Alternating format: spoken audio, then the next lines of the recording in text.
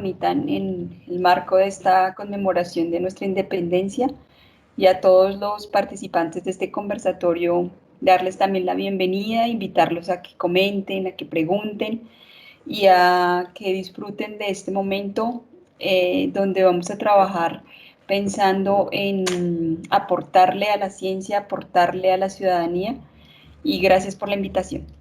No, Nancy, a ti con mucho gusto. Juan Camilo, buenas tardes, ¿cómo has estado? Buena tarde a cada uno de los presentes, a Nancy Carrillo y a Diana Cardona, pues, por acompañarnos en esta actividad y más aún dentro de un momento tan importante como el que nosotros estamos conmemorando y celebrando, que son los 210 años del Grito de Independencia Nacional.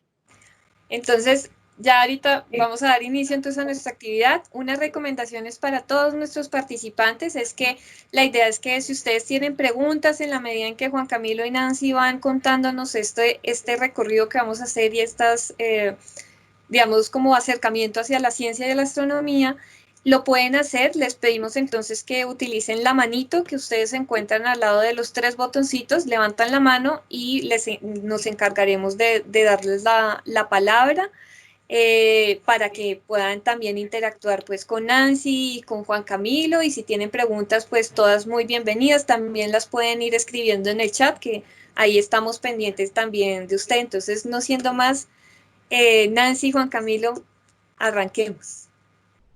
Bueno.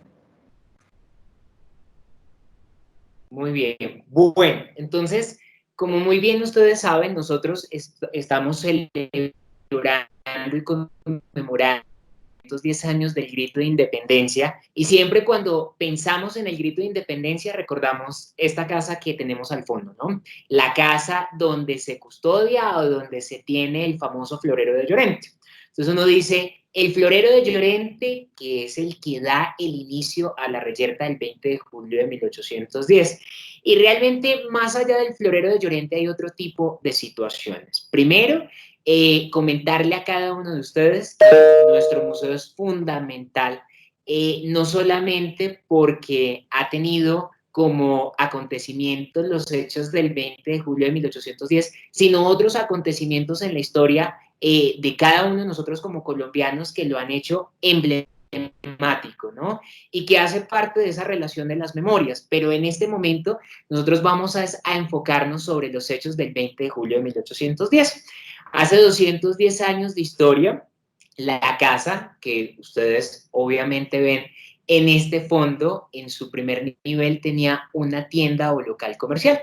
El arrendatario, porque nunca fue su propietario, fue un comerciante español llamado José González Llorente, que vendía diferentes artículos de lujo que él mismo pues traía desde Europa a América en barco, ¿no? Estamos hablando de que este señor vendía telas, vendía loza fina, vendía barras de hierro, vendía productos comestibles como la quina, el aceite de oliva y los vinos. El hecho es que el 20 de julio de 1810, tipo 11:30 de la mañana o 12 del mediodía, llega un señor de apellido Rubio, Luis Rubio, a pedir prestado un centro de mesa, o un ramillete, o probablemente un florero, pues porque todavía sigue siendo incierta esta pieza. O sea, desconocemos si era alguna de las 3, probablemente fueron las 3, ¿no?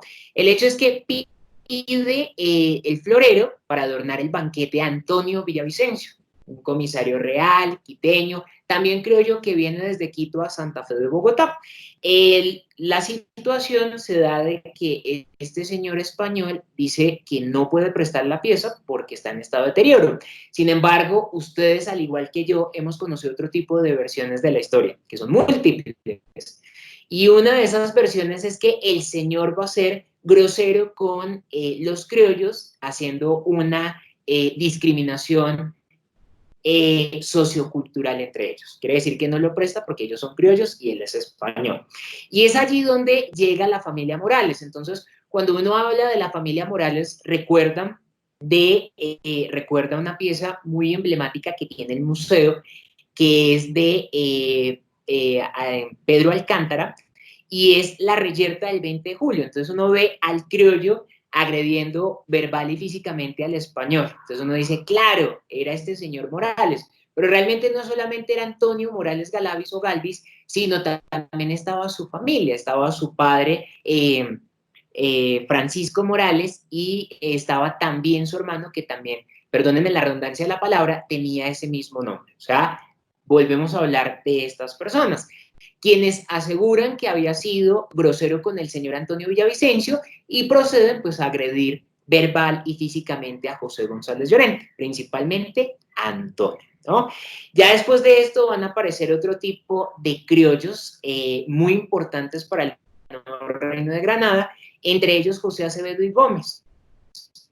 No siempre que celebra el 20 de julio de 1810, dice, el señor que pronunció por alguno de los balcones de esta casa quizá, o de la casa del oidor, o de la casa del virrey, un discurso. Y es José Acevedo y Gómez, que también estaba cerca, pero además de eso vamos a agregarle o adicionarle a Francisco José de Caldas Tenorio. Entonces ustedes van a decir, bueno, ¿y este señor qué hace aquí? Pues el señor, al igual que los demás criollos, habían planeado un plan, nuevamente, perdónenme la redundancia de la palabra, para poder generar cierto tipo de acto de discriminación y proceder a la creación de una Junta Suprema de Gobierno de Santa Fe de Bogotá. Entonces, para ello, quiero mencionarles que en aquel momento a inicios del siglo XIX, quien era director del Observatorio Astronómico de Santa Fe de Bogotá era Francisco José de Caldas Tenorio. Quiere decir que un día antes, al 20 de julio de 1810, 19 de julio, con exactitud, en la noche, se reúnen un grupo de criollos para pedir, para planear un primer plan, y es pedir al virrey Antonio José Amari Borbón que, permita crear un cabildo abierto debido a la situación que estaba padeciendo el nuevo Reino de Granada por el rey que estaba preso en España a causa de la invasión de Napoleón Bonaparte. Realmente ese no fue el único plan, sino el segundo plan fue pedir prestado una pieza muy costosa y muy lujosa al señor José González Llorente por si el primer plan no se resultaba.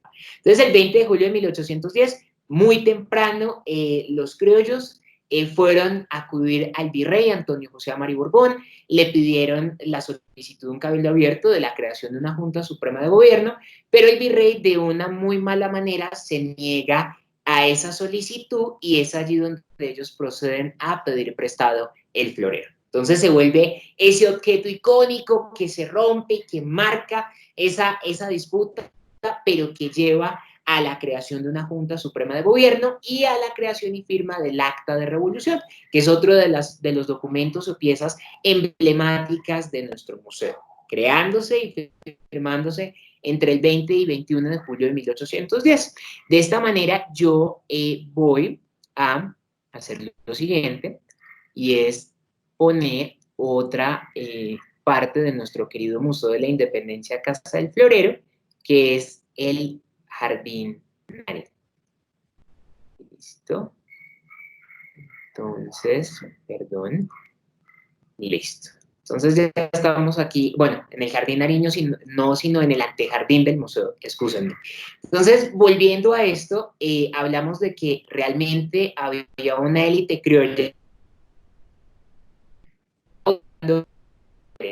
Y parte de esa élite criolla hay que iniciar desde dos momentos importantísimos de la historia. El primero, que es la revolución científica, que se da pues, a inicios del siglo XVII. Recordamos a personas muy importantes como Galileo Galilei, Nicolás Copérnico, el mismo Isaac Newton, el mismo René Descartes, y entre otros, ¿no? Que son fundamentales para este proceso de la ciencia sobre la religión, ¿no? O sea, la ciencia va a comenzar a tener otro tipo de rumbo, y al cambiarlo, pues va a iniciar un periodo conocido como el siglo de las luces y la ilustración, un conocimiento científico y filosófico, que no llega de la misma manera, o sea, de la misma manera me refiero a que no se da tan fuerte en América como se da en Europa, pero que sí va a tener algún tipo de lineamientos fundamentales.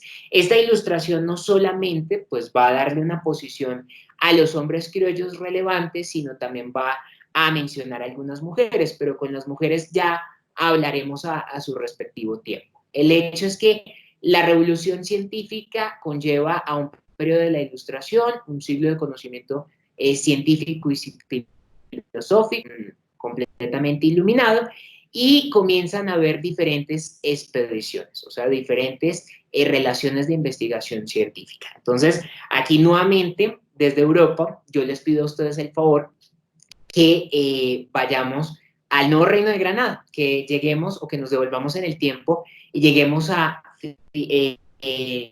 finales del siglo XVII, comienzos del siglo XVIII, y rescatemos o hagamos hincapié, o sea, resaltemos la figura de hombres como José Celestino Mutis, ¿no? Entonces, nuevamente vuelve en esa historia tan crucial y decimos José Celestino Mutis fue fundamental por la Real Expedición Botánica. Pero no solamente por eso, realmente a Mutis le debemos muchas cosas, y entre ellas va a ser la creación de un observatorio astronómico en esta ciudad. Entonces recordemos que la expedición botánica, muy bien lo sabemos, es un referente fundamental de la ciencia, pero no va a ser el único, va también a tener otro tipo de elementos fundamentales, otro tipo de hechos cruciales en nuestra historia. Entonces, el Observatorio Astronómico de Santa Fe de Bogotá inicia por una intervención fuerte que le hace José Celestino Mutis a la corona española debido a las necesidades científicas que se daban en el nuevo Reino de Granada. ¿Sí? La idea era tratar de crear un observatorio que se asimilara a dos observatorios que ya se habían creado anteriormente en Europa. El primero, o bueno, anteriormente en España.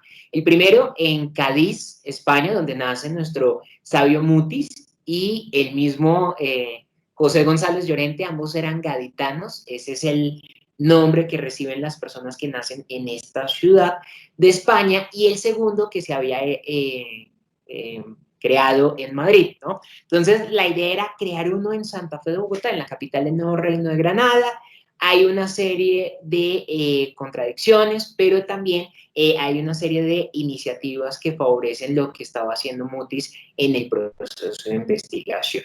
Entonces, se comienza a edificar este observatorio astronómico en la capital del nuevo Reino de Granada, hacia 1802 aproximadamente. Su construcción no tarda mucho, prácticamente un año, 1803, y va a ser un pionero para América y también para el mundo. Recordemos que ya Europa contaba con 3 observatorios cruciales muy importantes, que era el de París, el de Viena y el de Berlín. El de París, que era el más antiguo, ¿sí? Más aún pues por el escudo, la relación de escudriñar todo lo que es el modelo científico, todo lo que concierne a la ciencia, ¿no? Entonces, este observatorio va a ser fundamental, primero por la ubicación que nosotros tenemos que tenían los santafereños o los criollos en aquel momento, y que nosotros hoy en día gozamos. Estamos hablando aproximadamente sobre los 2.400 o un poco más metros sobre el nivel del mar, que le permitían al Observatorio Astronómico de Santa Fe de Bogotá estar mucho más cerca de esa bóveda celestial, ¿no? Observar mucho mejor los cuerpos celestes. Entonces, quiere decir que dentro de este proceso también histórico van a haber algunos criollos que le van a ayudar o le van a servir de manera muy fiel a José Celestino Mutis, y es ahí donde uno, por ejemplo, destaca a Francisco José de Caldas Tenorio, que es el mismo criollo que hemos ido resaltando en los hechos del 20 de julio, ¿sí? Destaca también a Jorge Tadeo Lozano, a José Manuel Restrepo, a Juan Eloy de Valenzuela y al mismo Francisco Antonio Sea. Entonces aquí vienen esos datos curiosos, porque recordemos que Francisco José de Caldas Tenorio, ¿sí? Nace en Popayán, era payanés, pero debido también a ese conocimiento, él va a estudiar pues Derecho en el Colegio de Nuestra Señora del Rosario, actualmente Universidad del Rosario, ¿sí? Allí es donde va pues a tener una cercanía con José Celestino Mutis. Sin embargo, Francisco José de Caldas Tenorio no tiene una relación fuerte con el derecho. Quiere decir que lo que él se va a dedicar propiamente es al tema de la ciencia, incluso en su casa en Popayán, tuvo también un observatorio astronómico de manera muy empírica, o bueno, no empírica, sino de una manera que no es propiamente científica, sino con los materiales que tenía en aquel momento, lo pudo crear. Incluso ustedes también están cordialmente invitados para conocerlo o para observarlo también en redes o en el mismo buscador, pero a lo que voy es que va a ser una de esas personas importantes para Mutis. ¿Por qué razón? Porque Mutis destacaba el conocimiento que tenía este señor, o sea, esa capacidad intelectual, ese conocimiento intelectual, razón por la cual pide o menciona que quien sea puesto en ese cargo sea Francisco José de Caldas Tenorio, ¿no? Entonces, la idea para hablar de esto, o sea, para enfatizarnos más sobre Francisco José de Caldas Tenorio, es hablar sobre algunas ciencias que están dentro de esa ciencia exacta. Entonces, las matemáticas, la geografía, la cartografía, ¿sí? La botánica y principalmente la astronomía. Yo me estoy haciendo a un lado para mostrarles que desde la expedición botánica y a través de la creación del Observatorio Astronómico de Santa Fe de Bogotá se pueden rescatar también cosas muy importantes. Si ustedes alcanzan a observar este cuadro, que es bueno, es una de las piezas del museo, tiene algunos elementos que probablemente ustedes pueden observar y pueden recordar, ¿no? Entonces, tenemos la noticia, tenemos también un globo, o sea, la necesidad de conocer el mundo, un globo que no propiamente es terráqueo, ¿sí? Tenemos también el uso de los libros, las láminas de la expedición botánica, y tenemos también el uso de otros tipos de elementos científicos como el sextante, el cuadrante o el octante, ¿cierto? Entonces, volvemos nuevamente a Francisco José de Caldas Tenorio, y es mencionarles que efectivamente pasa a ser director del Observatorio Astronómico de Santa Fe de Bogotá, pero que al mismo tiempo ese gabinete de criollos que les mencionaba anteriormente va también a ocupar otro tipo de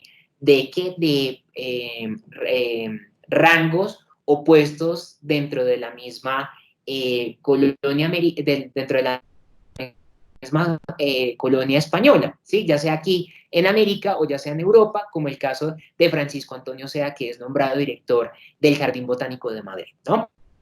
Entonces, volvemos nuevamente a lo que nos relaciona, y es la astronomía. Entonces uno dice, pero ¿por qué la astronomía va a ser tan importante y más en tiempos de independencia? Pues cada uno de estos criollos que yo les mencioné fueron criollos revoltosos, ¿sí? Como dirían los virreyes de aquel momento, ya sea desde el mismo Antonio José Amari Borbón hasta el mismo, se me fue la palabra, excúsenme, hasta el mismo Juan Sámano, ¿sí?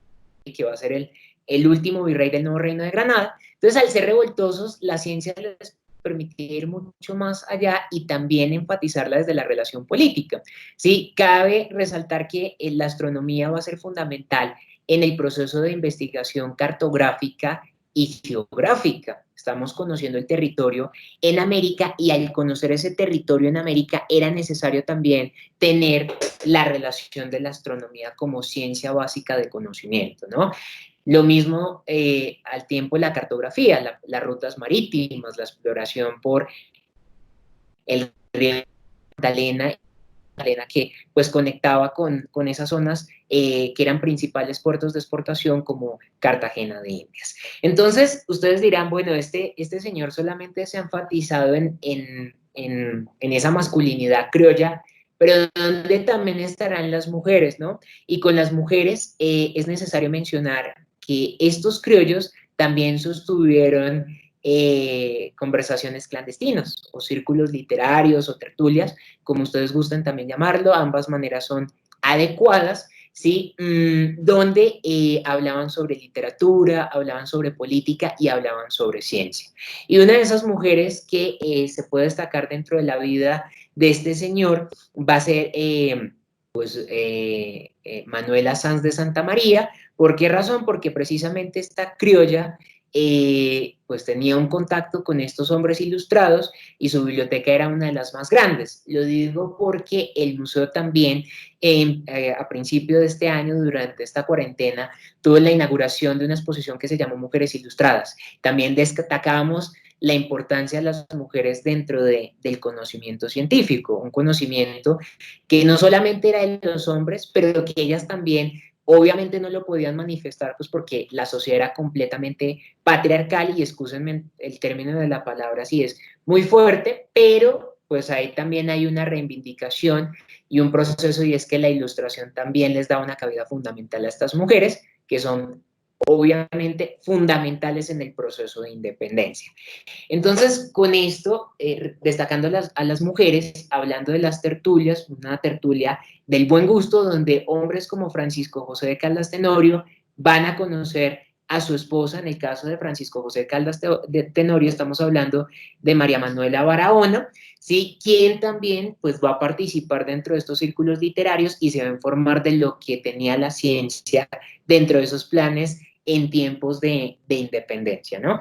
Entonces, aquí sí vuelvo y paso desde el año de 1800 a 1808, y les recuerdo que España, bueno, Napoleón Bonaparte pide autorización al rey para poder invadir Portugal, pero resulta que pues esto se sale de las manos y termina, termina invadiendo España, y al invadir España, pues se comienzan a hacer juntas supremas de gobierno, y es ahí donde nosotros efectivamente llegamos a crear la de Santa Fe de Bogotá. Aparecer estos hechos del 20 de julio de 1810, un suceso que le van a llamar la Patria Boba, pero que ya después les argumentaré. Aquí sí quiero pedirle el favor a Nancy, hablando de las mujeres, ella qué nos puede contar y cómo lo podemos relacionar con esto que les estamos diciendo a ustedes.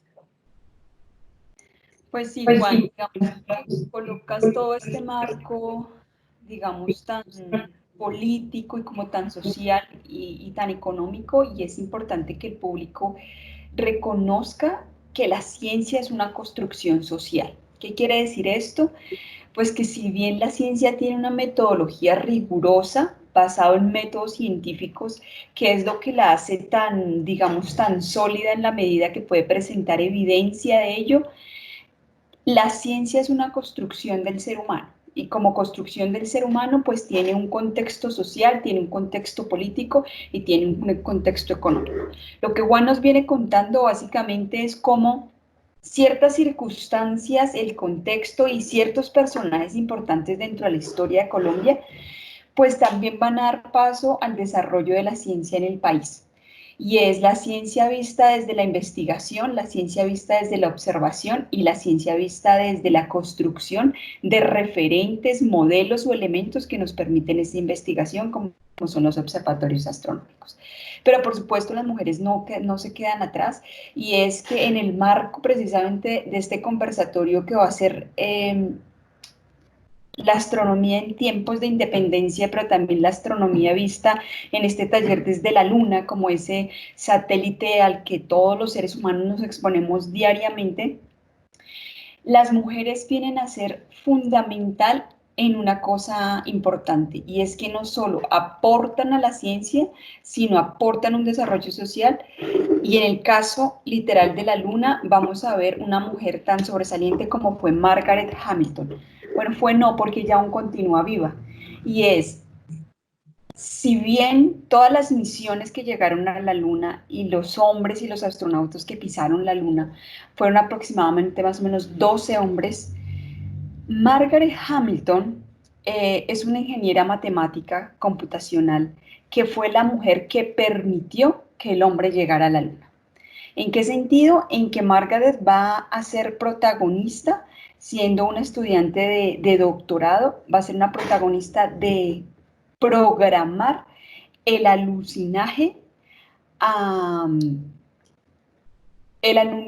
al lugar preciso, porque pues en esa época no había tantos programadores y no se podía. Entonces, digamos, Juan, no solo es Margaret Hamilton, no es solo, digamos, lo que nos comentas de todas estas mujeres de la época de la independencia, sino que si miramos más adelante, cada hito científico está acompañado de procesos científicos de mujeres y hombres, porque volvemos al principio y es que la ciencia es una construcción social y de una u otra manera las ideas, si bien los hombres han sido abanderados de teorías, ideas, por ejemplo, como Einstein, la teoría de la relatividad general, la teoría de la relatividad especial. Entonces, detrás de Einstein también habían físicas que estuvieron apoyando todo su desarrollo matemático para que pudiese lanzarse esta teoría. Entonces, digo que la mujer cobra acá un papel importante y es resaltar que la investigación, la observación, la toma de evidencia, de datos, se construye en un conjunto y que las mujeres siguen aportando desde mucho tiempo atrás, por ejemplo, el baño de María. ¿Sí? El baño de María lleva su nombre precisamente por una mujer. Entonces, digamos que uno dice como, bueno, el baño de María, ¿qué ciencia tiene? Pero pues básicamente aquí también es una cosa que tenemos que tener claro, y es que una cosa es la ciencia y otra cosa es la tecnología, si bien se complementan, no significa que ciencia sea simplemente llegar a instrumentos tecnológicos, ¿sí? Ciencia es una manera de interpretar el mundo y de encontrar respuestas a ciertas incertidumbres. Entonces, digamos que todo esto, Juan, como nos venías contando, la mujer siempre ha estado ahí, si bien no por situaciones sociales, de contexto, no ha mostrado como tal la cara o no ha sido, digamos, de primera fila, no significa que no haya estado. Y esto nos lo revela lo que nos cuentas. Las mujeres que hicieron, por ejemplo, parte de la expedición, ilustradoras que pudieron dibujar todas aquellas plantas que se iban descubriendo, las mujeres que le aportaban poco a poco a todo este desarrollo importante. Entonces, si quieres, nos sigues, no, continúas con tu relato y ya nos adentramos en cómo esa luna y cómo Margaret Hamilton permitió que el hombre llegara a la luna. Nancy, antes de seguir con Juanca, Gabriela nos pregunta, porque creo que hay como una confusión ahí en 1810 ya habían llegado a la luna, entonces creo que el salto que hiciste a Margaret fue bastante Claro. grande, porque veníamos desde el siglo XIX, entonces creo que sí es importante aclarar ese Sí, punto. no. Bien, Liliana. No. No estamos hablando que en 1810 se haya llegado a la luna. Gracias por estar muy atentos a la conversación. Eso es muy positivo por parte del público. Estamos haciendo un contexto. Juan nos está adentrando en este contexto de la astronomía, la importancia de la astronomía en tiempos de la independencia en nuestro país y mostrándonos cómo desde Mutis y Francisco José de Caldas lograron crear o generar el primer observatorio astronómico del país, pues de las Américas, y yo di un salto enorme hacia Margaret Hamilton, lo di porque es colocar como un paralelo. Así como hubo mujeres muy importantes en la historia de las ciencias en la época de la independencia, que aportaron a Mutis, que aportaron a Francisco José de Caldas, inclusive que aportaron al barón Humboldt en todo este recorrido por la geografía del país. Yo hice un salto enorme hacia la luna, porque es resaltar el valor digamos, el valor de la mujer en dos épocas diferentes, ¿sí? Entonces vamos a hacer ese paralelo, y es que la mujer siempre ha estado en procesos investigativos, la mujer siempre ha estado en procesos científicos desde el origen, pues desde la humanidad, en la observación, en la metodología, y cómo la ciencia es el resultado de ese constructo social. Entonces, para nuestra invitada que estuvo muy atenta y digo como momento porque acá se están equivocando, entonces lo que yo hice fue un salto para rescatar esos procesos de que la mujer, sea en época de independencia, sea en época de ilustración, sea en época moderna, ha aportado permanentemente a esos descubrimientos, que si bien los relatos históricos no nos cuentan esos detalles de esta participación, Entonces, digamos que es lo que estamos develando acá. ¿Sí? Yo di ese salto tan grande es porque a veces pensamos que cuando el ser humano llegó a la luna fue el producto de un conjunto única y exclusivamente de hombres. Pero el objetivo de este conversatorio, que es muy chévere que ustedes participen, que es muy chévere que ustedes pregunten y que, digamos, pueden que tengan datos que no tenemos Juan y yo, y es cómo no es la construcción de hombres, sino es la construcción de un ser humano, del ser humano visto desde los hombres y visto de las mujeres, para permitir que hoy tengamos los avances y el conocimiento científico que tenemos hoy. Claro, y con Gracias ahí, Nancy. Entonces, dale, Juanca, ahora sí. claro, ¿no? Y con eso, como Nancy muy bien lo decía, y como hemos querido también que ustedes lo tengan presente, este es un diálogo entre ciencias. Estamos hablando de dos museos muy importantes para nuestra ciudad y para el país, porque el primero nos habla sobre un acontecimiento que ustedes muy bien saben, y son los hechos del 20 de julio de 1810, y el otro nos habla como uno de los pioneros también de la divulgación científica, tecnológica de innovación. Y valga la pena mencionarle a Gabriela que para 1810 el hombre y la mujer no habían llegado a la luna, pero ya habían comenzado a tener una observación a la luna. Entonces, por esa razón yo creo que también es debido a hacer, claro, este tipo de relaciones y más aún con este tipo de edificios que aún conservamos, ¿cierto? Entonces, cuando uno habla de que los hombres y las mujeres tenían una participación, sí, obviamente las mujeres, pues por el asunto del proceso patriarcal, era menor, sin embargo, no estaban completamente aisladas, también manejaban el mismo tema, obviamente que era más clandestino, debía ser más clandestino.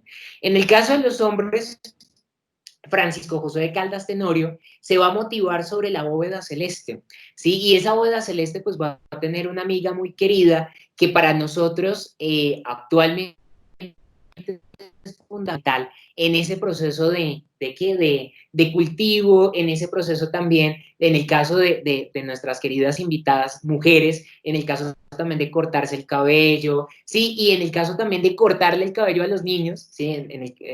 Pues para los que tienen hijos, se vuelve fundamental, ¿no? Pero entonces aquí nuevamente volvamos al tiempo de independencia, al nuevo reino de Granada, y lleguemos lleguemos a este conversatorio, ¿sí? Entonces, yo creo que este edificio, pues va a ser fundamental. ¿Por qué razón? Porque es el edificio donde comienza a tomarse todo ese conocimiento científico y todo este tipo de anotaciones sobre la astronomía, ¿no? Y más aún porque quien va a estarlo pues funcionando y trabajando en este lugar es Francisco José de Caldas Tenorio, ¿sí? Uno de esos criollos que razona todo su conocimiento a través de algunas cartas y que, pues, gracias a que algunas personas han conservado este tipo de elementos, nosotros podemos, pues, conocer un poco sobre su interés, ¿no? Entonces, por aquí veo que Endri dice, ¿por qué no me permiten ingresar a este edificio, al observatorio? Bueno, resulta que como está dentro de la Casa de Nariño, resaltemos muy rápidamente, Antonio Nariño tuvo su casa donde está la actual Casa Presidencial. Esta pues se va a derrumbar y se va a construir la casa que nosotros conocemos muy emblemática de los presidentes de la República, y la idea de la cuestión de seguridad es muy compleja, entonces sí podemos ingresar, pero hay que pedir autorización previa, ¿no? O nosotros como museos les invitamos a que lo hagan en algún momento cuando volvamos nuevamente a nuestra vida particular, conocer el observatorio astronómico y tener en cuenta lo siguiente: este observatorio astronómico se va a destacar es en la función meteorológica. ¿Por qué razón? Porque muchos de esos artículos científicos no van a ser traídos al nuevo Reino de Granada, América, debido a su costo y debido a ese mismo proceso de guerras regionales o llamémoslo proceso de independencia, ¿no? Que va a llevar a una patria boba donde va a haber esa disputa de centralistas y federalistas, pero que luego va a generarse dentro de un proceso de reconquista. Pero antes de contarle de la reconquista, yo quiero preguntarle a Nancy sobre la luna. O sea, quiero preguntarle a Nancy por qué esa necesidad también de los hombres por conocer la luna y cómo este lugar para el concepto de la ciencia exacta fue fundamental. Sí, Juan, básicamente, pues desde la historia de la humanidad, el hombre siempre ha tenido una inquietud y es saber de dónde venimos, cuál es nuestro origen y el porqué de nuestra existencia. Entonces, digamos que la luna y el cielo siempre ha sido un objeto que ha llamado la atención profunda ante el ser humano, básicamente porque uno es ajeno a él, pero dos es cercano a él. Me explico esta contrariedad. Es ajeno porque, digamos, es difícil de coger, de capturar, de tomarse en sus manos, pero es cercano porque siempre hemos tenido una fase contemplativa hacia los astros, hacia eso que brilla en las noches, hacia eso que nos da luz en el día y hacia ese objeto celeste particularmente que adorna el cielo, que es nuestra luna. Entonces, digamos que en este marco que nos vienes contando de cómo el 20 de julio, que es lo que estamos conmemorando en esta invitación tan bonita y en esta semana como colombianos, pues el 20 de julio de 1969 el ser humano pisa la luna, ¿sí? Pero antes de pisar hubo toda una observación astronómica de esto, y es que la luna ha sido un objeto de contemplación, de incertidumbre, de asombro, y es porque hasta hoy la ciencia sigue descubriendo cómo esa luna no simplemente es un satélite que orbita la Tierra, sino que ejerce una influencia enorme en procesos físicos y en procesos de los seres vivos, que es lo que vamos a ir hablando. Entonces, esa fascinación por la luna es la fascinación que puede tener cualquiera de nosotros que estamos en este conversatorio, cualquier persona que está a campo abierto, y es la razón de este taller. Y es que cuando uno trabaja con niños o cuando uno tiene niños en casa o sobrinos o lo que sea, siempre le preguntan qué es la luna, de qué está hecha la luna, porque yo veo la luna de día y no solo aparece de noche. Entonces, digamos que ese satélite sigue siendo tan misterioso, tan atrayente, digamos, tan de tanta sorpresa, que sigue hoy siendo un motivo de investigación, de asombro. Y mira cómo desde estos principios que nos cuentas, de estos observatorios astronómicos, no solo acá en Colombia, desde esta época que nos dice, sino en Europa y en el mundo, empezaban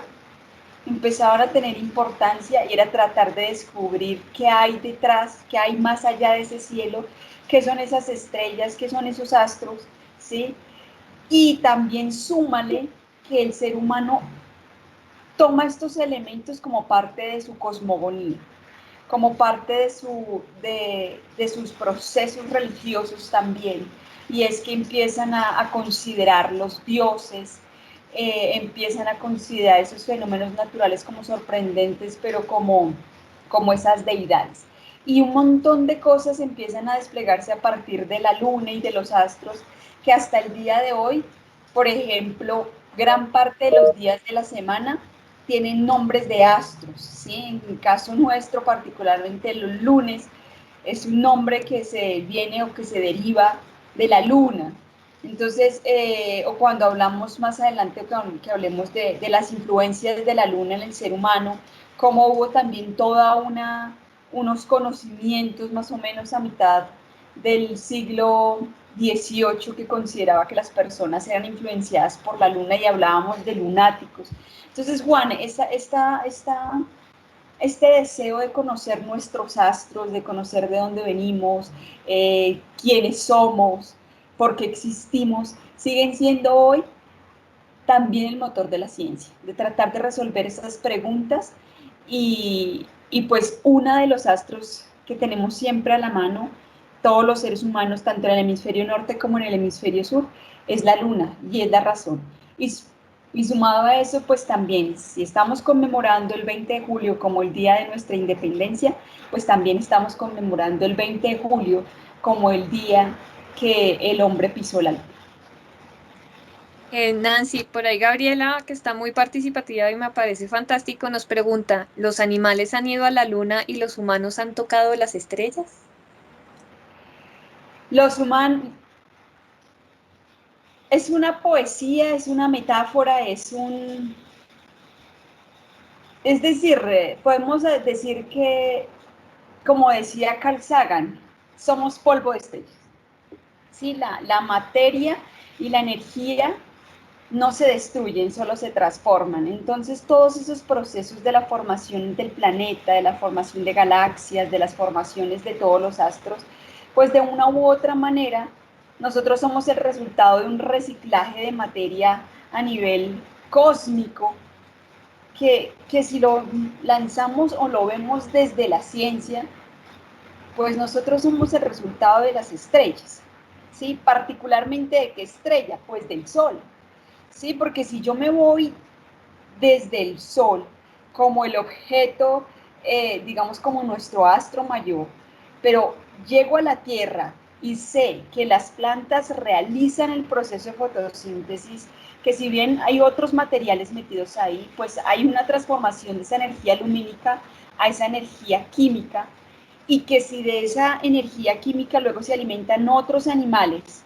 y luego todas esas transformaciones, yo termino consumiendo arroz, pan, yuca, pues a la larga todos somos el resultado y todos, digamos, somos lo que somos por la transformación de estrellas del Sol. Entonces, si me lo cuentas como un sentido metafórico, pues los animales han ido a la luna, sí, los seres humanos han tocado las estrellas, sí, ahí inclusive la ciencia te diría que los seres humanos somos el resultado del proceso químico de una estrella, como es la de nuestro Sol. Entonces, digamos que acá hay mucha tela para cortar, pero chévere que, digamos, estén participando, haciendo preguntas, haciendo esas observaciones y ir descubriendo cómo esa luna, cómo ese sol, cómo esos astros siguen impactando día a día nuestra cotidianidad, ¿sí? Cómo los días o las noches de luna llena, y más estos días que en Bogotá está haciendo bastante frío, uno dice, pero uy, ¿por qué la luna llena hace tanto frío? Entonces, todo ese tipo de preguntas que uno tiene va a ir alimentando la ciencia, y es que la ciencia no la construyen unas personas en un laboratorio, ni las construyen las personas de pronto en un observatorio astronómico, sino la construyen las personas, las preguntas, la curiosidad, la exploración, el preguntarse, el volverse a preguntar, el dudar, y eso es lo interesante de la ciencia y de cómo seguimos preguntando. Antes era la Luna, ahora estamos en una misión Marte. Antes contábamos a Plutón como un planeta, ahora no. Antes sabíamos la distancia exacta de nuestra luna, y ahora sabemos que poco a poco nuestra luna se va a ir, se va alejando. Entonces, todo este tipo de cosas diariamente traen un sinnúmero de posibilidades que se descubren a partir de las preguntas como las que tú haces o de las observaciones que tú haces. Isaac Newton, él mismo consideraba que las estrellas podían darnos información más allá de como si fuesen pequeños hombres dándonos información. Entonces, todas estas visiones que tenemos en torno a los astros, pues también permiten, cuando lo filtramos por la ciencia, encontrar evidencias y hechos importantes. Listo, muchas gracias. Che nos dice que valdría la pena hacer la distinción entre el Observatorio Nacional de la Universidad Nacional y la sede histórica de la cual tiene Juan Camilo ahí la imagen.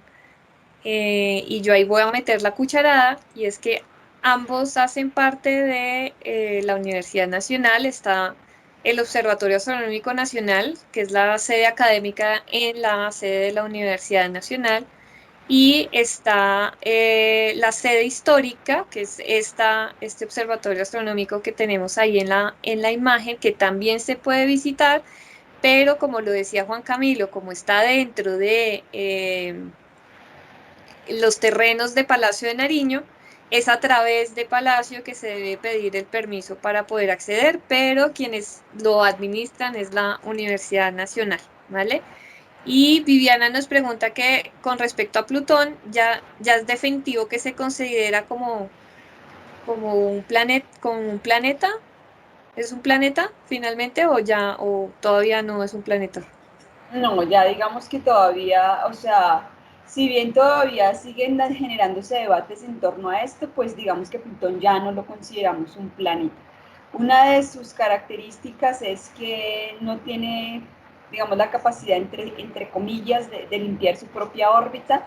Eso es un tema un poco más adelante, si quieren lo trabajamos, lo profundizamos, pero no, digamos, hasta hoy el consenso es que no es considerado un planeta y siguen las discusiones, por supuesto. La ventaja que tiene la ciencia es que también hay personas que dicen, bueno, miremoslos con detalle porque pues, ¿qué está pasando? ¿De qué está hecho? ¿Será que sí limpia su órbita o más o menos, o no la limpia? O básicamente se generan ciclos en su movimiento alrededor del Sol. Entonces, si no es un planeta, entonces, ¿qué es? ¿Se va a desintegrar? Hay toda una serie de discusión de esto y es súper chévere este tipo de cosas y es que la ciencia no tiene un punto final. Es decir, si bien establece principios, teorías, leyes, pues también la ciencia se permite refutar, la ciencia se permite decirse que se equivoca, la ciencia se permite cada día avanzar. Ejemplo claro, cuando uno trabaja gravedad usualmente desde el concepto de fuerza que tenemos, de hecho lo consideramos como una de las fuerzas fundamentales del universo, pero hoy sabemos los nuevos avances y conocimientos que tiene la física y es que se está tratando de redefinir esa fuerza y ya digamos, los físicos o los astrofísicos están hablándonos más bien que la gravedad es una consecuencia de la curvatura del espacio. Entonces, digamos que cada vez veníamos de tener un sistema solar con este planeta y ahora como que no nos toca quitarlo, ¿sí? Pero eso es lo interesante de la ciencia y lo que venía mostrando Juan Camilo, y es que esa construcción de varios hombres que están ahí metidos y que lo que hoy es, mañana quizás no, y después se digan, no sé, en unos años, como no mentiras, Plutón sí es un planeta y nos equivocamos. Entonces, la ciencia es lo interesante que hace eso, es recoge evidencia, la procesa y saca unas teorías, unos principios, unas leyes en las que, digamos, nos movemos y como en consenso científico uno admite que pues tienen toda la evidencia y son hechos. Pero pues también la investigación y mucho más hoy, la investigación astronómica está muy activa. ¿Sí?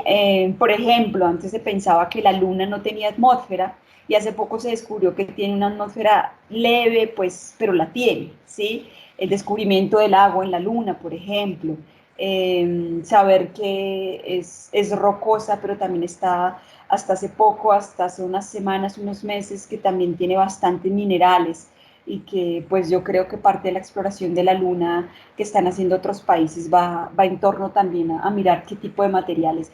Y pues, ¿por qué no decirlo? Esos materiales si los van a extraer o no, pero ya es pensar a futuro. Entonces, esto es todo el tiempo cambiante, pero no cambiante porque se desconozca, sino cambiante porque se conoce. Y es que cuando uno en la ciencia conoce algo, es porque todo el tiempo tiene que trabajarlo, todos los días tiene que trabajarlo. Entonces, eso es lo interesante de estos procesos científicos. Bueno, ¿y por qué la Luna? Pues particularmente por lo que les dije, en unión con el Museo de la Independencia, pues hicimos este tema tan bonita, porque es difícil para el cerebro, es difícil para el cerebro ubicarnos en el planeta. ¿Sí? Cuando uno dice que está ubicado fuera del planeta y que en algunos puntos de la Tierra las personas estarían patas arriba, es difícil pensar ese tipo de cosas. ¿sí? Entonces hablar de sistema solar, hablar del sol, hablar de las distancias astronómicas, hablar de un año luz, es difícil para el cerebro, ¿sí? Es tan difícil también para los cerebros de los científicos, o sea, para cualquier cerebro las distancias en términos de tiempo o distancias en términos de longitud, pues es complicado entender. Entonces, cuando el museo nos hace esta invitación, pues pensamos en la luna por varios factores y uno de esos es que sigue siendo eh, llamativa y sigue siendo parte de la cotidianidad de las personas, ¿sí? Entonces, de la cotidianidad como que las personas se cortan el cabello en una fase particular, como que las mamás hacen trasplantes de sus maticas en una fase particular, como que los enamorados siguen regalando más de 20.000 veces la luna llena. Entonces sigue siendo tan común y tan corriente y tan cotidiana que vale la pena seguir resaltando ese tipo de cosas y es mostrar que lo cotidiano y que las explicaciones que le damos a lo cotidiano es lo que nos permite construir ciencia. Y esta invitación también es muy chévere y que ustedes participen precisamente de eso para saber, para que pregunten, para que digan como tengo tal duda, si sirve lo de tal cosa o no, porque eso nos permite hacer una cosa que se llama ciencia ciudadana, y es que la ciencia le sea útil a cualquier tipo de personas, no solo para mejorar en los avances tecnológicos o no solo para explicar ciertos fenómenos, sino la ciencia debe cumplir una misión social y es aportarle a mejorar la calidad de vida de las personas. Nancy, y como ya estamos aquí ya hablando de la luna y de las fases, ¿por qué no nos cuentas ahora sí qué es lo que vamos a hacer con el taller? Yo creo que todos están esperando a ver qué es esto que vamos a hacer con nuestras Okay. manos. Sí, pues es muy sencillo, Eliana, es muy sencillo para todos. Me gustaría preguntarles a los visitantes, ¿sí? ¿Por qué no decirles visitantes? Y es, ¿qué saben de la luna? Mejor aún, ¿qué saben de las fases de la luna? Por ejemplo, ¿quién le da la sombra a la luna? Yo ahí también les pido que si quieren pueden habilitar su micrófono, levantar la manito y hablar. Bueno, porque es chévere conocer también las voces de quienes nos están acompañando.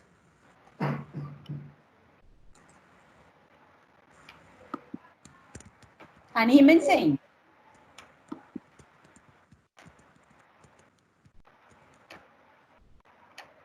¿Qué sabemos de la luna, de las Ahí fases? dice Elsa Lucía. Yo Ah, creo que quien le da la sombra a la luna es el sol. Bueno, ¿quién da más? Endri. A ver, Endri. Buenas tardes, yo creería que la sombra se la da el sol y acá en la costa, en ciertas fases de la luna, el mar como que se mueve más y nosotros acá pues nos sentimos como cuando hay luna llena, hay como más claridad, hay más alegría, hay más entusiasmo, la gente sale más cuando se puede. ¿No? Ahorita no podemos, pero cuando hay luna llena acá se sale de noche. Ah, bueno, qué chévere, mira eso.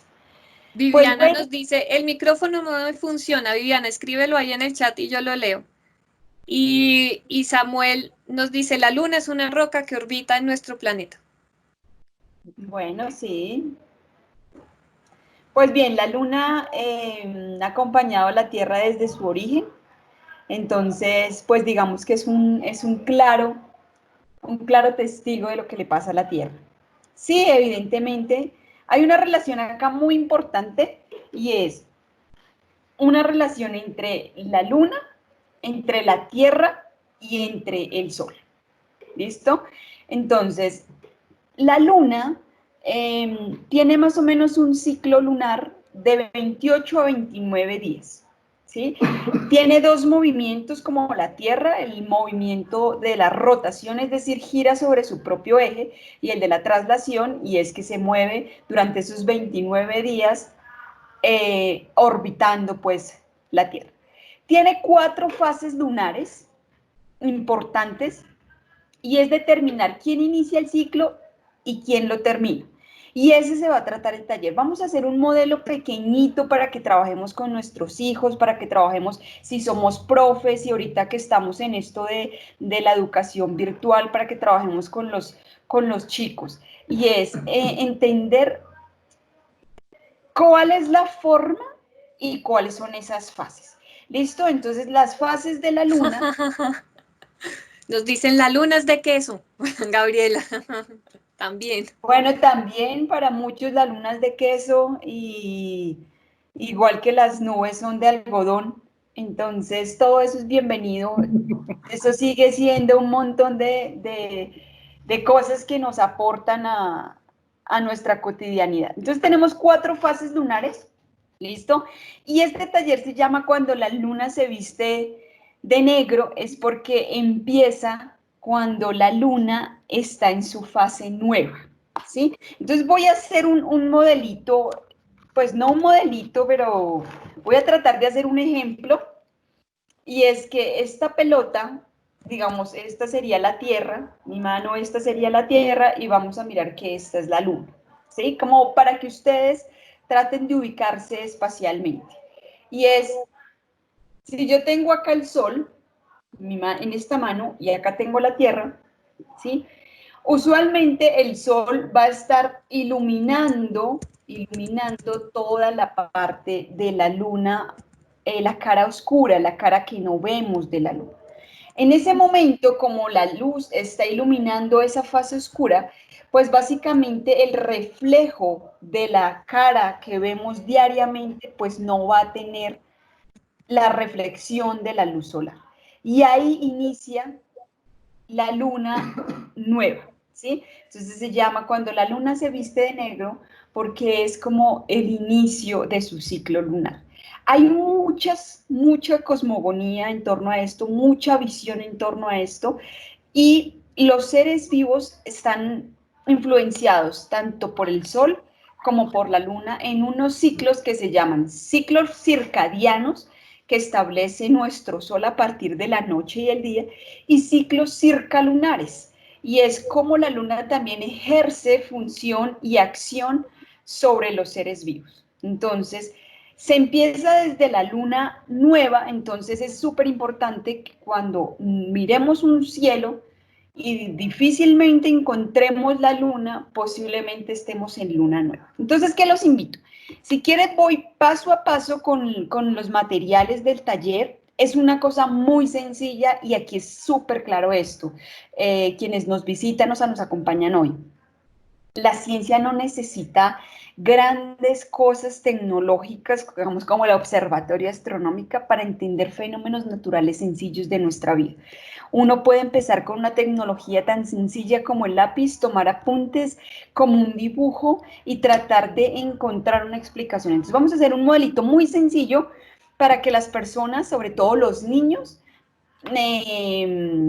identifiquen las fases de la luna, identifiquen cuál iría primero y en cuál termina. ¿Listo? Entonces, para eso vamos a empezar el taller con unos materiales sencillos. Entonces, voy a tener cartulina negra o una hoja, una cartulina gruesita que sea oscura, ojalá negra, pues porque el espacio es oscuro, una cartulina blanca, vamos a tener lápiz, vamos a tener una regla, vamos a tener tijeras, ¿sí? Y poquito a poquito vamos a empezar con esas fases. Entonces, la primera fase es la fase de la luna nueva. Ya sabemos que es luna nueva porque el lado oscuro de la luna le está dando toda la cara al sol, entonces la luna no alcanza a reflejar. A medida del ciclo, es decir, a medida que la luna se va a ir moviendo, ¿sí? Vamos a empezar a ver que sí va a empezar a haber un reflejo de la luz solar en la luna, y entonces vamos a pasar a lo que llamamos el cuarto creciente. ¿Listo? Entonces, ¿qué vamos a hacer? Si quieren, tomen nota. Si tienen los materiales en casa, pues muy chévere que los puedan ir participando con esto, pero si no, entonces tomen nota. Vamos a hacer un corte, vamos a coger un corte de la cartulina negra, y vamos a hacer un corte más o menos de 12 centímetros de diámetro. ¿sí? Entonces voy a apagar un momentico, voy a cambiar un poquito de cámara para que me vean los materiales. Entonces denme un minuto. Perfecto, Nancy.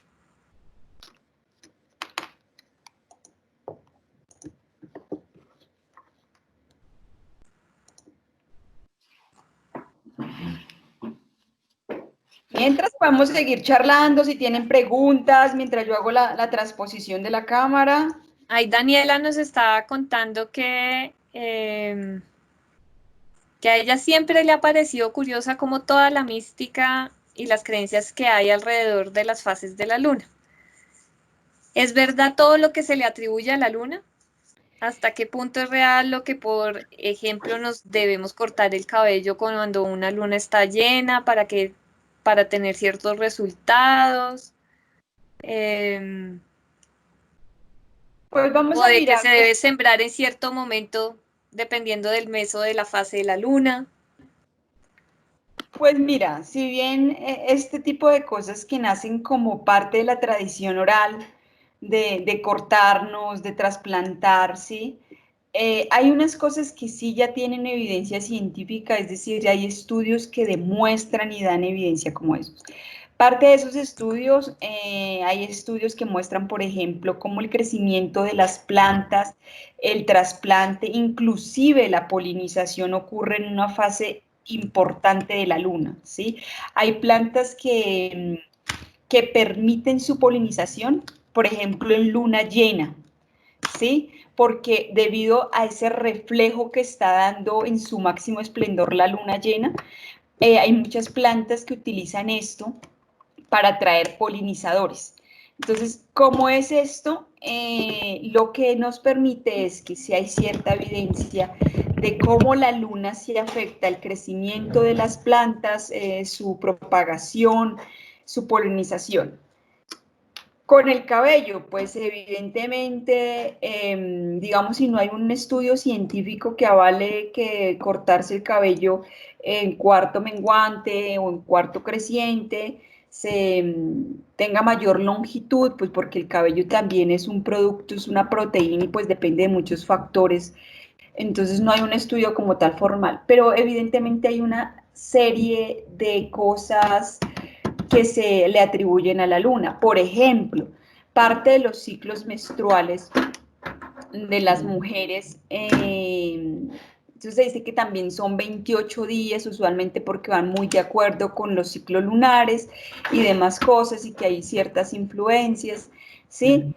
Entonces, hay cosas que todavía no están 100% científicamente comprobadas, pero se están haciendo estudios, ¿sí? El de las plantas, sí hay una gran influencia de la luna con las plantas. Quien nos comentó, por ejemplo, que vivía en la playa y sentía que en luna llena, pues el mar se ponía un poquito más bravo, entre comillas, pues evidentemente se sabe que la luna afecta directamente las mareas porque está en su mayor capacidad de atracción, está más cerca a la Tierra. Entonces, y no solo eso, por ejemplo, gracias a la luna los corales pueden reproducirse, gracias a esos ciclos lunares, circalunares, muchas de las tortugas también van a desovar. Y muchos animales, como por ejemplo los escarabajos peloteros, los que mueven el estiércol, se orientan mediante ciertas fases de la luna. Entonces la luna sí influencia, no simplemente es una roca que gira a nuestro planeta, sino también desde sus orígenes, pues también influye en la vida, porque pues igual la vida es una forma de materia y pues también se ve influenciada por esta. Entonces, hay unas series de cosmovisiones que nos permiten muchas cosas. Hay incluso culturas prehispánicas y culturas indígenas que rinden tributos, que hacen pagamentos a la tierra, pagamentos a la luna y demás cosas como parte de su visión natural y social que se le rinde a estos astros. Pero hay cosas que sí hay, digamos, hay una evidencia científica de esto. Entonces, ya me ubico en la cámara. ¿Listos?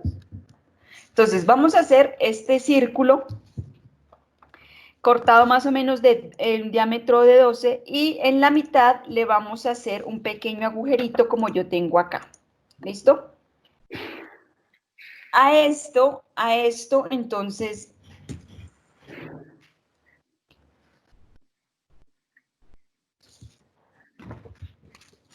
yo le voy a hacer un pequeño agujerito a esto.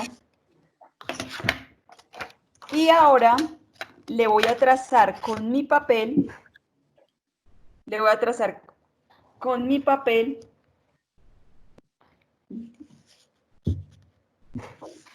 ¿Me están viendo ahí? De pronto un poquito más hacia ti, hacia el centro. Ahí. Ahí, yo creo que mejora, cuéntenme, ahí. Listo, perfecto. Ahí Perdón, se ve ahí mejor. con estas fallas técnicas. Entonces lo que voy a hacer es, sobre eso, voy a hacer una cruz, pues, voy a trazar una cruz tenue para que la vean. ¿Listo? Estoy tratando de mejorar la luz. Exacto. Entonces acá voy a tener 4 cuadrantes. Entonces, ¿se acuerdan cuál fue la primera fase de la luna? Nueva. Muy bien, la luna nueva. Entonces ya sabemos que en la luna nueva usualmente no vamos a ver la luna. ¿Listo? Entonces acuérdense, eso es súper clave porque pasa y es cuando un sobrino, un hijo nos pregunta, bueno, ¿y cómo se llama esa fase de la luna? Y uno, no, pues no sé. ¿Y cuál es la siguiente? No, pues tampoco no sé. Entonces, vamos a esto. Vamos a dibujar en cualquiera de los cuadrantes la luna. Entonces voy a utilizar esta tapita como referente. Ustedes pueden utilizar el referente que sea o hacerlo con un compás o lo que sea. La idea es que sea algo muy sencillo, un modelo muy sencillo que nos permita simplemente tener como una especie de tarjetica para recordar esas fases y que no tengamos que estar buscando como en Google o mirando los calendarios, sino como tener. A medida que yo hago las cosas, que yo escribo, que yo dibujo o que yo hago este tipo de ejercicios, no solo creo una cosa que se llama un modelo en ciencia, y un modelo en ciencia lo que me permite hacer es tener una representación científica de algo, sino que resulta que el cerebro tiene una particularidad y es que él aprende mucho mejor cuando hacemos las cosas, es decir, hay una conexión súper importante entre las manos y el cerebro. Y es que hay una memoria ahí importante. Entonces, ¿qué estoy haciendo acá?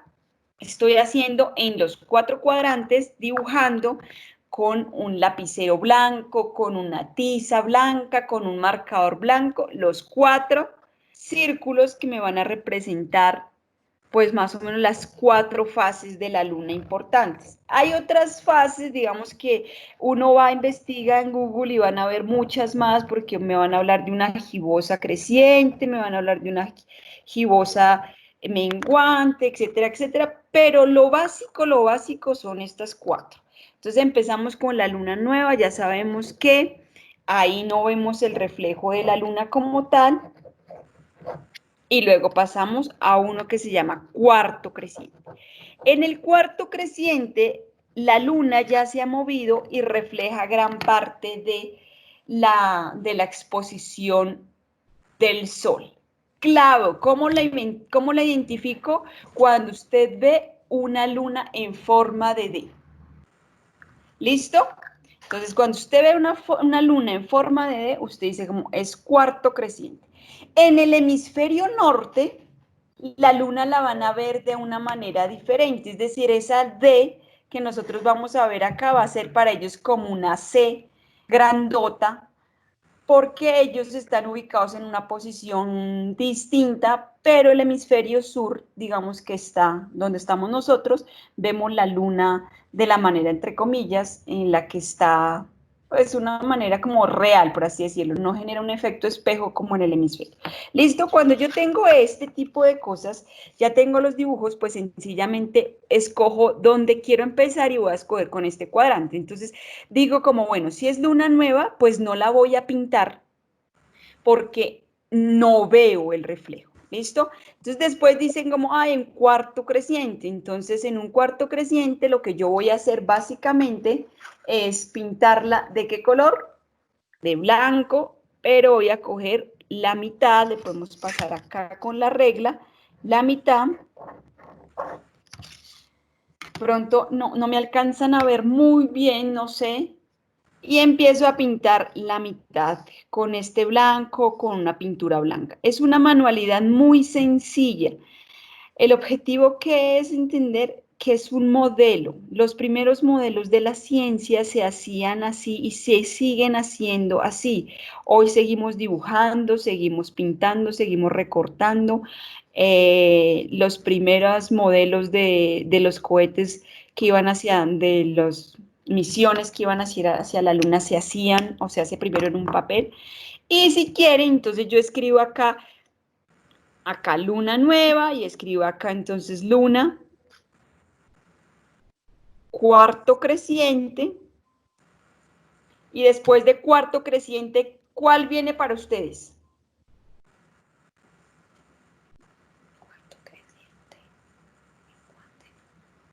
Después de la fase lunar cuarto creciente, ¿cuál creen que viene?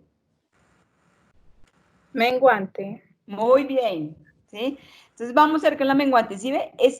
Las tenemos claras, pero no sabemos quién viene después de quién, y eso es lo que nos pasa, que a veces la observamos todo el tiempo, observamos las cosas, pero no, o porque son como tan cercanas, pasamos ciertas cosas, pero si son profes, si son papás, si son tíos, si son padrinos, si es más, si quieren descrestar un día en la conquista, pues no solo regalan la luna, sino también dicen como, no, mira, está en cuarto menguante, y en 7 días se vuelve luna llena, y esa luna llena te la regalo, ¿sí? Y ahí van, hasta para conquistar sirve la ciencia. Entonces, resulta que tenemos la luna cuarto creciente y luego nos vamos con la luna cuarto menguante. Y es que la luna gira nuevamente, acuérdense que le está dando la vuelta a la Tierra, y la vamos a ver en una forma de C. ¿Listo? Entonces ya sabemos, el cuarto creciente va a ser en forma de D, el cuarto menguante va a ser en forma de C.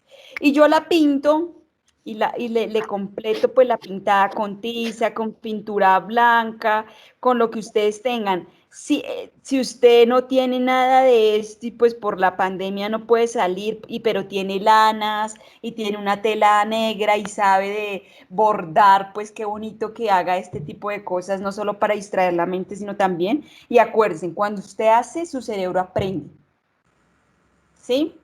Siempre que usted trate de aprender algo nuevo, trate de involucrar su cuerpo, trate de escribir, ¿sí? La escritura sigue siendo muy importante, hay una conexión cerebral muy importante entre el hacer. Entonces, en el cuarto menguante ya sabemos que la luna le está dando el giro pues al planeta, y llega un momento en que casi igual empieza a vestirse de negro, pues porque casi no alcanza a recibir la reflexión del sol. Entonces no alcanza a recibir la reflexión del sol. Entonces pensemos otra vez acá. Si aquí estaba el sol, entonces en la luna nueva lo tapa completamente, entonces no la veo. Ella empieza a girar así, y ahí estoy más o menos ¿en qué? En cuarto creciente. Entonces por eso yo veo aquí este pedazo, esta mitad de pedazo con luna llena. Pero si lo giro, voy a encontrar un cuartico, por eso se llama menguante, porque empieza a disminuirse, y luego finalmente le va a dar completamente la cara al sol. Entonces es decir que ya vamos a tener una luna llena, completamente llena, la última fase. Entonces la luna está más grande en su esplendor, las mareas se levantan, tenemos noches más despejadas, más frías también, porque pues resulta que la luna llena ejerce una influencia sobre los vientos también, y sobre todo el comportamiento de la Tierra. Entonces digamos que son noches más frías, pero más iluminadas. Y lo que les digo, los animales nocturnos también tienen una vida, empiezan a hacer una vida más activa, se activan ciertos procesos de las plantas, hay desove en las costas de muchos animales, la vida, es decir, la vida del mar, que depende de los corales, depende de la luna. Entonces, miren cómo algo que está a kilómetros de la Tierra ejerce tanta influencia en la vida que se tiene. Inclusive se sabe, hasta hace muy poco la ciencia empezó a descubrir que la luna nueva sí tiene ciertas influencias en los comportamientos de las personas. Lo que antes, más o menos a mitad del siglo XVIII, se conocían que algunos comportamientos eran lunáticos, erráticos, es decir, que había como un desbalance. Es tan impresionante que, por ejemplo, hoy la ciencia sabe que en luna llena se adelantan los partos, ¿sí? Los dolores de los partos se activan, pues, en luna llena. Hay una cierta influencia en torno también a ciertas emociones, como nos sentimos. Y además puede hacer en ciertos momentos que nuestra presión sanguínea se eleve. Entonces, ahí sigue teniendo una gran influencia. Entonces, cuando ya tenemos esto ahí, uno dice, no, pues eso es un pedazo de papel. Ahora, ¿qué vamos a hacer? Una lupa, ¿sí? Una lupa. Recuerden que eso es como para los niños. Entonces, yo voy a sacar con este tipo voy a sacar una figura, saco una figura completa nuevamente.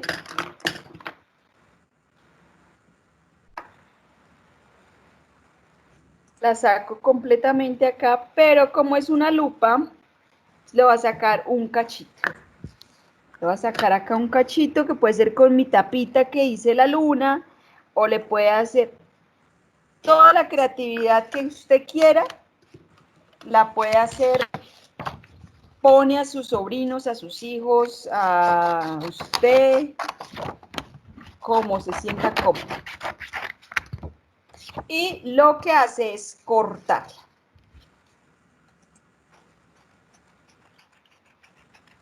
¿Y quién dijo que la luna era de queso? Pues nos atinó porque el taller es como un comelunas. Entonces, mire lo que vamos a hacer. Corto completamente esta lupita, pues.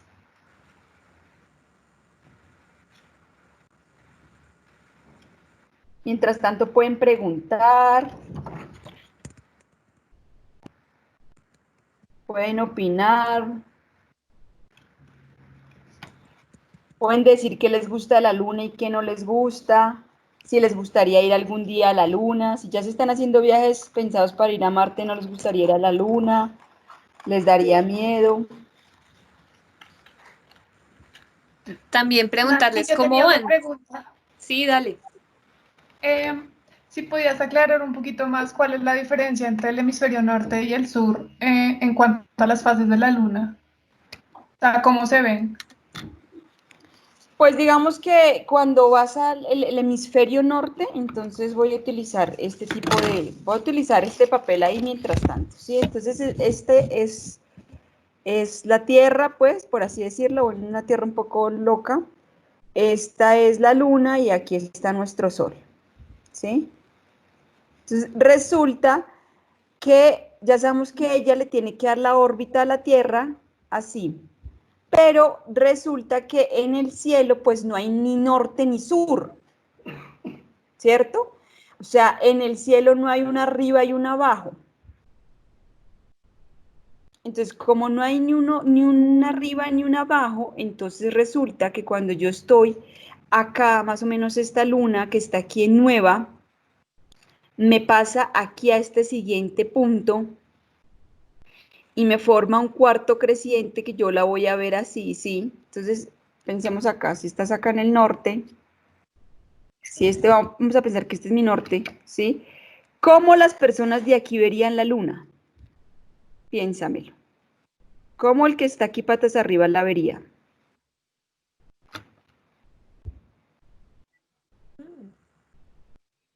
Difícil, ¿verdad? Mm, Es Bastante. difícil pensarnos en esto. Entonces, ¿qué es lo que pasa? Pues que el de aquí uno la ve, no, pues este sería el pedazo, entre comillas, colorado, ¿sí? El de la luna que la ve, pero entonces resulta que los de acá ven la luna es con una D diferente, y es el pedazo colorado lo ven al otro lado. Entonces genera un efecto como de espejo. Entonces, curioso, ¿por qué? Pues porque uno dice, no, pues es que la luna está en una misma posición. Sí, claro, la luna está en una misma posición, pero el planeta no está en una misma posición porque hay personas acá, hay personas acá, hay personas acá, hay personas acá, hay personas acá.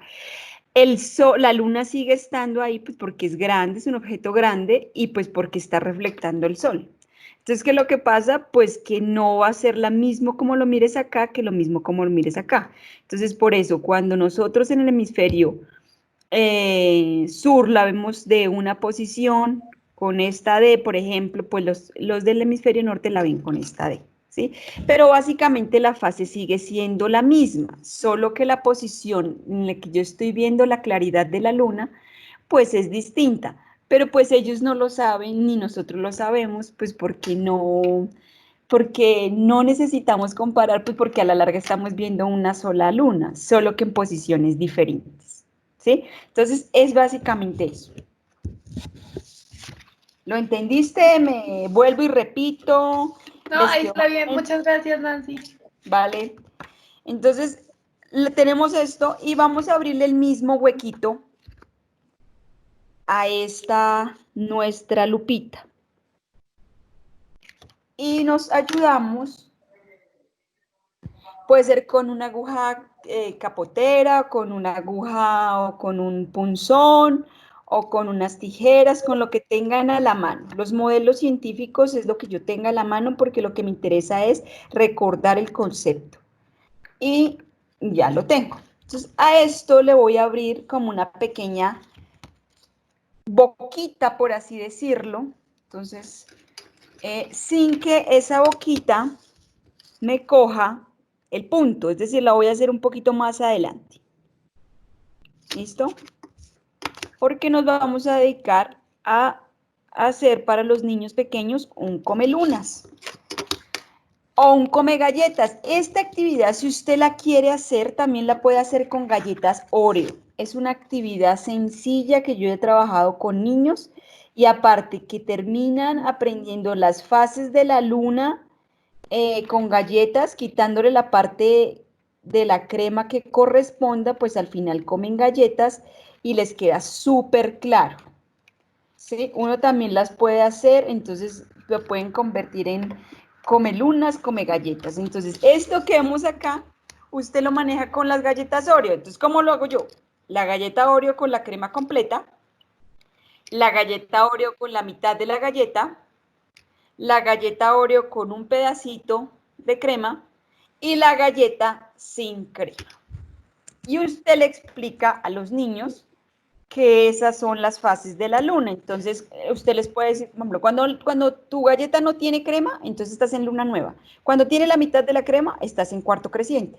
Cuando tienes un poquito de crema, estás en cuarto menguante. Y cuando la crema está completa, estás en luna llena. Y les queda súper fácil, se les retiene. Es más, yo sé que a ustedes ya se les retuvo lo de la galleta Oreo sin necesidad de estar haciéndola, porque uno relaciona, cuando el cerebro relaciona este fenómeno con algo común, lo coge súper fácil. Entonces, lo tenemos acá. Nancy, una pregunta es que Gabriela nos está pidiendo que si puedes repetir así rapidísimo los pasos, que se quedó atrás, entonces está así como sufriendo un poquito. Listo, los pasos. Entonces, cortamos esto en círculos, ¿sí? En un círculo negro más o menos de unos 12 centímetros de diámetro, es decir, de punto a punto, por así decirlo. ¿Listo? Hasta ahí vamos. Dibujamos, cogemos esto y lo partimos en una cruz completa y la pasamos con regla y lápiz. En toda la mitad vamos a abrir un huequito y luego en cada pedazo de la cruz que dibujamos vamos a hacer nuestra luna, del tamaño que ustedes quieran. Yo conseguí esta latica o esta tapita que me sirve para poderlas dibujar. ¿Listo? Y luego vamos a hacer lo mismo con una cartulina blanca o azul, esto es lo de menos el color. Y vamos a coger otro círculo más o menos de 12 centímetros de diámetro, pero le vamos a generar como una patica, una colita, porque yo quiero mover esto. Entonces, dibujo mis 4 círculos que representan la luna y empiezo con la luna nueva. La luna nueva es la que está completamente vestida de oscuro, de negro, que es nuestro taller. Luego de la luna nueva, en 7 días después voy a tener la luna cuarto creciente. Luego voy a tener la luna cuarto menguante y luego termino con una luna llena. ¿Listo? Y a lupita o monstruos come lunas le vamos a abrir también un huequito. ¿Para qué? Pues porque yo ahí voy a colocar un chinche o voy a colocar una cuerdita o voy a colocar algo que traspase las dos cosas. ¿Para qué? Para que terminado esto yo tenga un montaje más o menos como este. Puedes ponerlo más hacia el centro, Nancy, que no se alcanza a ver. Hacia ti, hacia tus manos, hacia ahí. Ahí. Ahí, mejor, ahí, listo. Ahí está, muy bien. Listo.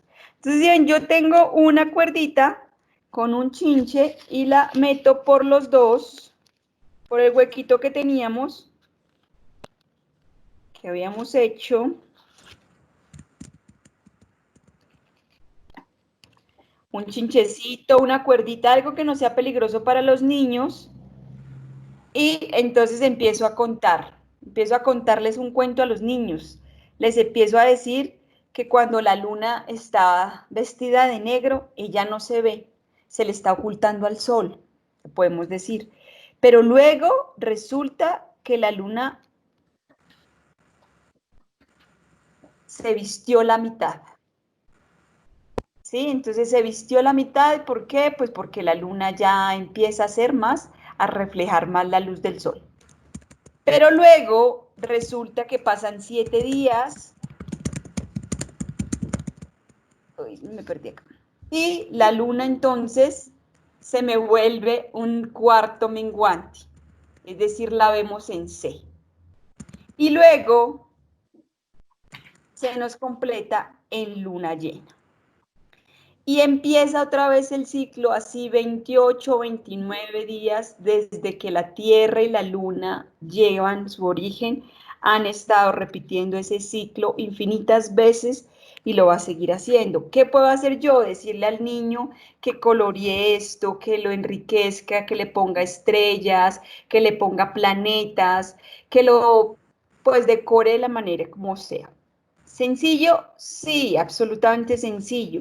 No necesito muchas cosas, no necesito mucha tecnología, no necesito esto, lo encuentro en un calendario, sí, pero se olvida. Y siempre en Google voy a tener que estar buscando cuáles son las fases de la luna. Pero en cambio, si lo hago con un taller tan simple como estos y que el niño lo haga o que usted mismo lo haga o el de las galletas Oreo, usted va a entender cuál sigue después de cuál. Y entonces vas a ver que, por ejemplo, en cuarto creciente, las plantas van a tener su mayor poder en toda la parte aérea de la planta, entonces va a haber una mayor riqueza a nivel del crecimiento de las flores, del crecimiento de las hojas, pero que en cuarto menguante pues no sería bueno como podar las plantas porque entonces ellas están acumulando su mayor energía, su floema en toda la parte de la raíz, entonces no es bueno podarlas, ¿sí? Y que en la luna llena pues hay una influencia directa de ese astro con nuestro comportamiento, eso no significa que nos volvamos locos, sino que hay un aumento de la presión, va a haber días donde, por ejemplo, en luna llena no durmamos bien, puede que esos días se presente una mayor cantidad de insomnio o nos despertemos con mayor facilidad por ese tipo pues de fenómenos, y que la luna pues también ejerce una influencia directa en muchos animales, muchos, o sea, desde insectos en adelante hasta grandes mamíferos acuáticos como ballenas, hasta el desove de los huevos de tortugas, y súmenle que es muy importante, pues que muchas aves pueden hacer migración debido al magnetismo y debido a los cambios, a las fases de la luna. Es decir, eso no está, toca investigar un poquito más, pero entonces resulta que hay mucha migración por las fases lunares. Entonces, digamos que la luna no es simplemente ese astro que nos acompaña, sino tiene mucha más influencia. Hoy se sigue buscando, encontrando muchas más relaciones de estas y así va. Entonces, la luna se viste de negro a pedacitos o se viste completamente para que un día nos ilumine. Entonces, esa es la gran historia de este taller sencillo, chiquillo, no necesita nada y es que la luna se viste de negro para un día iluminarnos.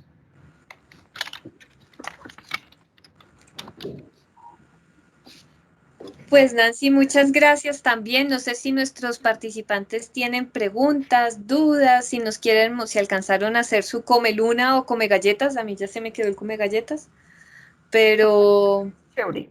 sí,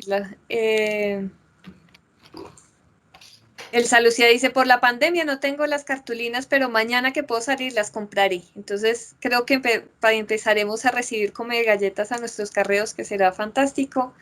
Quería agradecerles, Juan Camilo, también agradecerte, ponte ahí en pantalla, para irnos despidiendo también de nuestros participantes, recordarles de, por favor, llenar el formulario de la asistencia, creo que ya todos lo hicieron.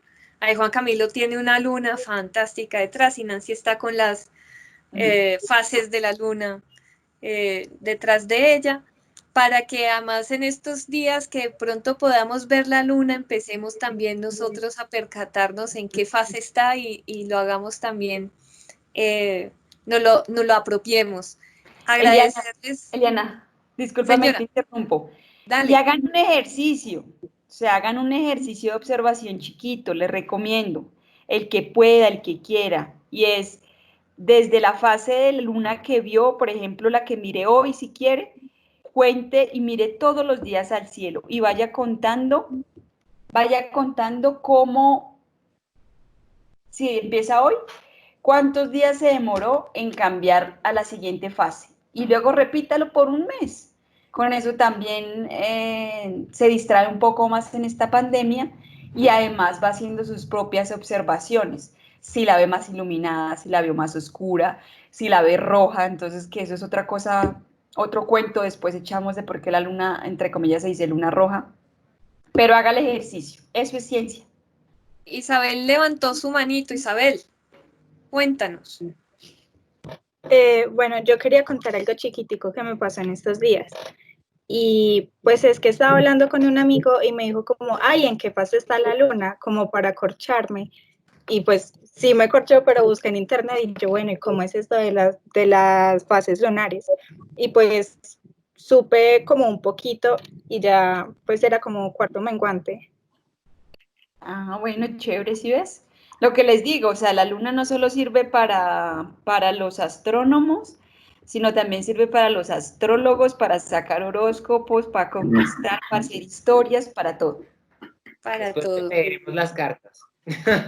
Después leemos las cartas. Bueno, pues muchas gracias. Les quería comentar que a sus carreos les llegará una encuesta de percepción sobre el taller para que nos ayuden a llenarla, es en línea, y agradecerle a Nancy por su sapiencia sobre toda la parte de la ciencia, a Juan Camilo por todo ese contexto histórico que nos dio también para entender cómo ha sido esa construcción y el desarrollo de la ciencia y sobre todo de nuestra ciencia aquí en nuestro contexto colombiano. Y invitarlos a todos ustedes también a estar muy pendientes de todas nuestras actividades en nuestras redes sociales, en la página web del museo. Nos pueden encontrar en Facebook, en Twitter, en Instagram. Ahí estamos todo el tiempo poniendo actividades que puedan ser de utilidad y nuestra página también está volviéndose cada vez más robusta, pueden visitar la exposición Astronomía en tiempos de independencia, que está en línea. Entran a la página web del Museo de la Independencia y ahí está la exposición en línea para que sigan profundizando en torno a la ciencia, la astronomía y todo lo que acabamos de ver hoy. Entonces, pues no siento más, Juanca y Nancy, a despedirse.